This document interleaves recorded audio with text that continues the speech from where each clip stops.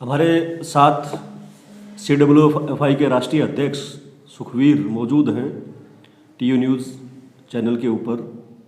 और आज निर्माण मजदूरों के सामने राष्ट्रीय स्तर पे भी और हरियाणा के स्तर पे भी जो समस्याएं सामने आ रही हैं उनको लेके हम बातचीत इनसे करेंगे। तो सुखवीर जी, ये जो निर्माण मजदूरों का बोर्ड है इसका गठन मतलब कब हुआ? देश के स्तर पर तो निर्माण मजदूर कल्याण कानून बना 1996 के अंदर, 1996 के अंदर, और अलग अलग राज्यों में केंद्र शासित जो प्रदेश हैं उनके अंदर अलग अलग समय में ये बोर्ड के गठन हुए हैं। हरियाणा के संदर्भ में अगर बात करें तो ये 2005 में रूल नोटिफाई हुए हैं और 2007 और 2008 के अंदर ये रजिस्ट्रेशन की प्रक्रिया निर्माण मजदूर कल्याण बोर्ड की हुई है। हिस्ट्री जो अगर देखेंगे इसकी कानून की बनने की तो थोड़ी लंबी हिस्ट्री है। सबसे पहले केरल के अंदर 1989 के अंदर ये कानून बना था, केरल की सरकार ने बनाया था जो लेफ्ट फ्रंट की गवर्नमेंट थी। 1992 के अंदर तमिलनाडु के अंदर मजदूरों के आंदोलन के दबाव में वहाँ की राज्य की सरकार को ये कानून गठित करना पड़ा। देश की संसद के अंदर भी CITU के नेता थे कॉमरेड समर मुखर्जी, उन्होंने 2 बार निजी बिल के रूप में ये निर्माण मजदूर कल्याण कानून को इंट्रोड्यूस किया, 1989 में और 1992 में। 96 में जब ये ज्वाइंट फ्रंट की, यूनाइटेड फ्रंट की गवर्नमेंट आई, तब क्योंकि मजदूरों के जो नुमाइंदे हैं वो बड़ी संख्या के अंदर चुन के गए थे देश की संसद के अंदर, और यही कारण है कि वो कानून फिर 1996 के अंदर बना और हरियाणा में उसको लागू करवाने को लेकर 11 साल लंबी लड़ाई मजदूरों को लड़नी पड़ी, तब जाके हरियाणा में लागू। हरियाणा के अंदर कुल मिला के निर्माण मजदूरों की आज संख्या जो है वो कितनी है? और अभी तक हरियाणा की अगर हम बात करें तो निर्माण मजदूरों के बोर्ड में मजदूरों का रजिस्ट्रेशन जो हुआ है वो उनकी संख्या क्या है? हरियाणा में कुल संख्या आधिकारिक तौर पर तो नहीं कह सकते, लेकिन मोटा अनुमान के अनुसार है 22 लाख के आसपास निर्माण का मजदूर प्रदेश के अंदर है। और जो कुल रजिस्ट्रेशन हुआ है वो 9 लाख के आसपास रजिस्टर्ड वर्कर है। लेकिन उस 9 लाख में से भी जब से ये गवर्नमेंट ने 2018 में, उससे पहले 2016 के अंदर जब ऑनलाइन किया गया तो ऑनलाइन जो वर्कर हुआ है तो 5 लाख वर्कर है ऑनलाइन, 5 लाख के आसपास है। क्योंकि कोरोना के दौर में जब हमने डिमांड की कि वर्कर्स को मदद पहुंचाई जाए तो वो 4.25 लाख वर्कर ऐसे थे जिनको ऑनलाइन पैसा ट्रांसफ़र किया गया। तो उसके बाद कुछ संख्या बढ़ी है तो 5 लाख के आसपास वर्कर ही हम मान सकते हैं रजिस्टर्ड है। बड़े पैमाने पर अनरजिस्टर्ड वर्कर पूरे प्रदेश के अंदर अभी तक जो संख्या है वो, या मान लें कि आप 16-17 लाख के आसपास वर्कर ऐसा है जो रजिस्टर्ड नहीं है। क्या आज के दिन हरियाणा के अंदर टोटल जो वर्कर्स रजिस्टर्ड है उन तमाम को सुविधाएं समय पे मिल पा रही हैं? और हरियाणा की जो सरकार है वो समय समय पे मजदूरों के जब सवाल आते हैं तो ये कहती है कि हमारे पास पैसा नहीं है, पैसा नहीं है। तो क्या वास्तव में बोर्ड के पास पैसा नहीं है? हम देख ही रहे हैं रोजाना अलग अलग जिलों में कि मजदूर मतलब अपनी कापियों को लेके सुविधाओं के फार्म लगवाने के लिए इधर उधर भटक रहे हैं। क्या सरकार मतलब वास्तव में सरकार के पास पैसा नहीं है या सरकार पैसा देना नहीं चाहती? क्या लगता है आपको? पैसे का मसला नहीं है। हरियाणा समेत पूरे देश के जो कंस्ट्रक्शन वर्कर्स वेलफेयर बोर्ड हैं कंस्ट्रक्शन के, 61,000 करोड़ रुपए के आसपास की अमाउंट उनके अंदर जमा है। हरियाणा में भी 4,000 करोड़ से ज़्यादा की amount construction workers welfare board में, निर्माण मजदूरों के बोर्ड के अंदर जमा है। नीयत जो है सरकार की वो पैसा खर्च करने की नहीं है। यही कारण है कि वो हर 6 महीने नहीं गुजरते उससे पहले नई कोई शर्त लेके आ जाते हैं। रोजाना नई नई शर्तें लगा के वो किस तरीके से मजदूरों को इस दायरे से बाहर किया जाए, इस वेलफेयर बोर्ड के लाभ मिलने से दायरे से बाहर किया जाए, ये उनकी मंशा कम ज़्यादा रही है। पैसे की कोई किसी प्रकार की तंगी कंस्ट्रक्शन वर्कर्स वेलफेयर बोर्ड में नहीं है। हाल भी देखें, खर्च होने के बाद भी 3,000 करोड़ से ज़्यादा की अमाउंट जो है वो आज भी बोर्ड के अंदर जमा है। जिसका मतलब अगर मोटा अंदाजा लगाएं तो ब्याज भी जो 1 साल में मिलता है, ब्याज को भी सरकार प्रदेश के निर्माण मजदूरों के ऊपर खर्च नहीं कर रही है। ये है कुल मिला के जो मसला है। अभी हम जो देख रहे हैं 2 चीज़ें हमें दिखाई दे रही हैं। एक तो निर्माण मजदूरों का खास करके जो ऑनलाइन जब से किया है उसके बाद से लगातार सुविधाओं में कटौती हो रही है।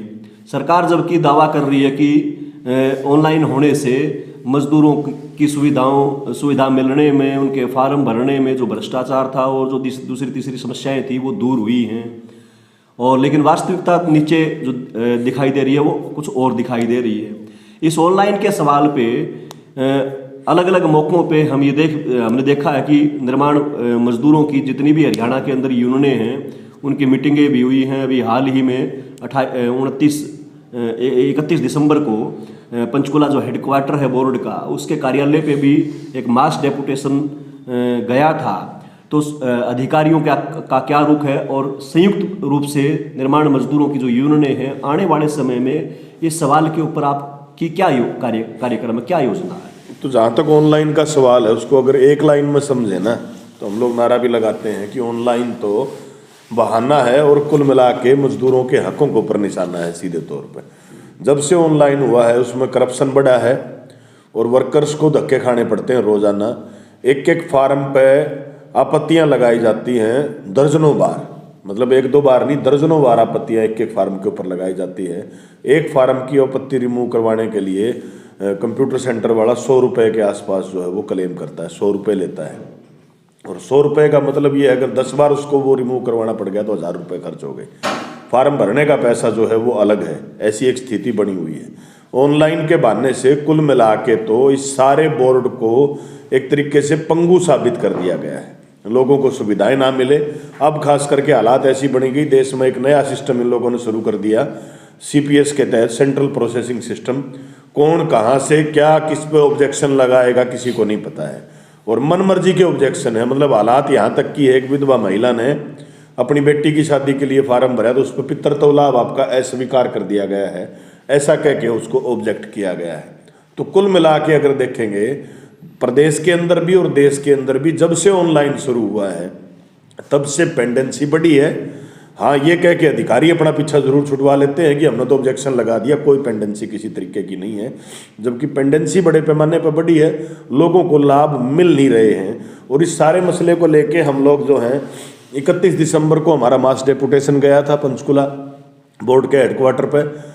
अधिकारियों ने अभी तक कोई किसी तरीके की बातचीत नहीं की है। अभी 2 तारीख को भी हम लोग जो है राज्य के श्रम मंत्री से मिले हैं, उन्होंने भी आश्वासन तो दिया कि हम हल करेंगे, लेकिन आज तक भी कोई किसी तरीके का मसला जो है वो हल नहीं हुआ है। जब बातचीत में जाते हैं तो ये सब कहते हैं कि आपकी बात सही है, आपकी बातों में दम दिखाई देता है।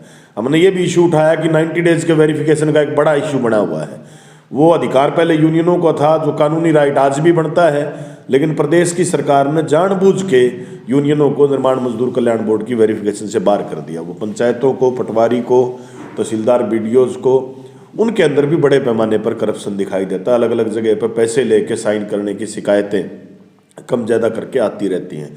अब हमने निर्णय ये किया है कि 28-29 जनवरी को पूरे प्रदेश के जो कंस्ट्रक्शन वर्कर्स की यूनियनें हैं, पूरे प्रदेश में निर्माण मजदूरों की यूनियन है, वो 28-29 जनवरी को हरियाणा का जो श्रम मंत्री है अनूप धानक, उसके आवास पर हिसार में पड़ाव डालने का निर्णय किया है। और जब तक मसले हल नहीं होते, वो पड़ाव 2 दिन का हमने तय किया है, उसको अनिश्चित काल के लिए भी बढ़ाया जा सकता है। लोग संघर्ष करेंगे, लड़ेंगे, जब तक लोग मसलों को सरकार जो है वो हल नहीं करेगी, आंदोलन जो है वो जारी रहेगा। देश के स्तर पे 23 और 24 फरवरी को केंद्रीय ट्रेड यूनियन कर्मचारी संगठन वो 12 सूत्री मांग पत्र को लेकर हड़ताल करने जा रहे हैं, और राष्ट्रीय स्तर पे आपकी जो फेडरेशन है उसने भी इस हड़ताल का समर्थन किया है और हड़ताल में शामिल होने का निर्णय लिया है। राष्ट्रीय स्तर पे क्या मांग मुद्दे होंगे 23-24 फरवरी की हड़ताल के? निर्माण मजदूरों की जो फेडरेशन है, कंस्ट्रक्शन वर्कर्स फेडरेशन, उसने स्पष्ट तौर पर अपनी बैठक करके ये फैसला लिया है कि हम केंद्रीय ट्रेड यूनियनों की हड़ताल के अंदर शामिल होंगे। और जहाँ तक मुद्दों का सवाल, एक तो 12 सूत्री मांग पत्र है, एक तो उसी के अंदर शामिल है कि ये जो सामाजिक सुरक्षा का कोड बना है उसके तहत 16 तरह के अलग अलग वेलफेयर के कानून हैं जिनको मर्ज कर दिया गया है। उसके अंदर BOC का भी जो एक्ट 1996 में जो बना था, जो मैंने पहले बताया 1996 के अंदर, उसको भी उसके अंदर मर्ज कर दिया गया है।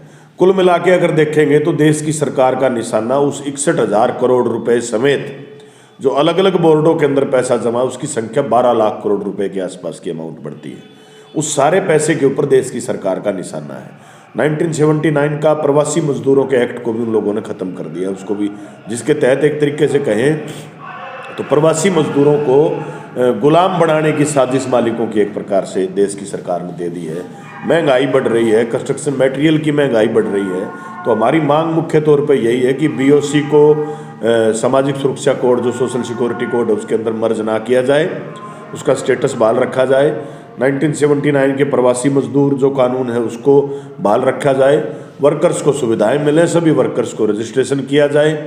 ये जो क्रेशर के, रोडी के, रेत के, सीमेंट के, आपका निर्माण की जो सामग्री है उसके दाम घटें ताकि लोगों को कम दाम पर जो है ये मटेरियल मिल पाए और काम लोगों को मुहैया हो पाए, काम चल पाए। क्योंकि बिल्डिंगें बनेंगी, काम होगा निर्माण का, तो ही लोगों को रोजगार जो हो मिल पाएगा। इन तमाम मसलों को लेके लाखों की संख्या में पूरे देश का निर्माण का मजदूर 23-24 फरवरी को बड़े पैमाने पर हड़ताल के अंदर हिस्सेदारी करेगा। वो चाहे हाइडल के प्रोजेक्ट हैं, चाहे वो BRO के वर्कर हैं, बिल्डिंग रोड ऑर्गेनाइजेशन के, चाहे वो सड़क बनाने वाले हैं, चाहे वो रेलवे लाइनें बनाने वाले हैं, अलग अलग तरह के बांध से लेके सड़क तक, सड़क से लेके भवन बनाने तक, सब तरह के निर्माण के मजदूर जो हैं वो 23-24 फरवरी की जो हड़ताल है पूरे देश की, उसके अंदर बड़े पैमाने पर हिस्सेदारी करेंगे। शुक्रिया साथियों, ये TU न्यूज़ हरियाणा के चैनल पे CWFI के राष्ट्रीय अध्यक्ष सुखवीर सिंह से आज विशेष एक वार्ता हुई है।